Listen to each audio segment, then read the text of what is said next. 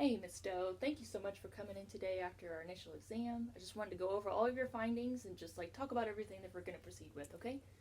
So, after we did our very extensive neurological exam and some of these symptoms that you've been experiencing, it looks like that you may actually have ALS, and that's just a neurological disorder. So, I definitely want you to go and see a neurologist just so that we can just make sure that this is exactly what you have, so that we can just better manage your case, okay?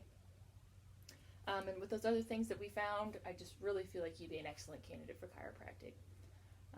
And I would be using an instrument called an activator just because you're a little bit older. This is a really safe, very gentle, very specific instrument that helps with me with my adjusting.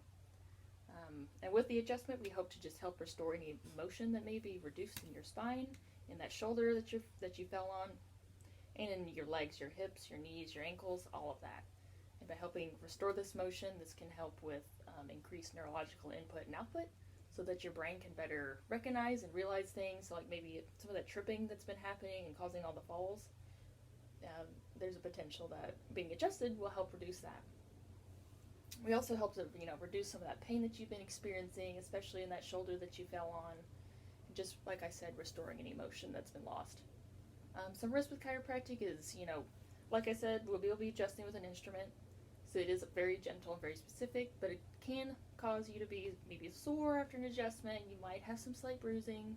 You're a little bit older, so having some bruising isn't super out of the ordinary.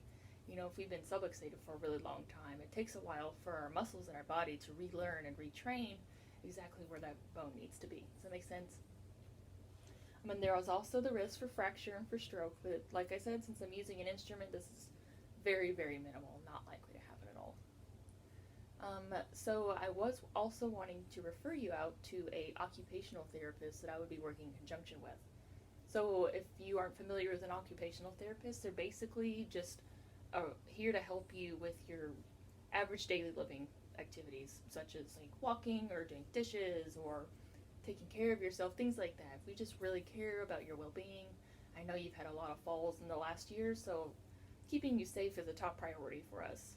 And with this occupational therapist, I know them and we'll be managing your case, so we'll be sharing notes and documenting everything so that we know exactly how you're progressing and the next step that would be best to take care of you, okay? Does that sound great? Okay, thank you.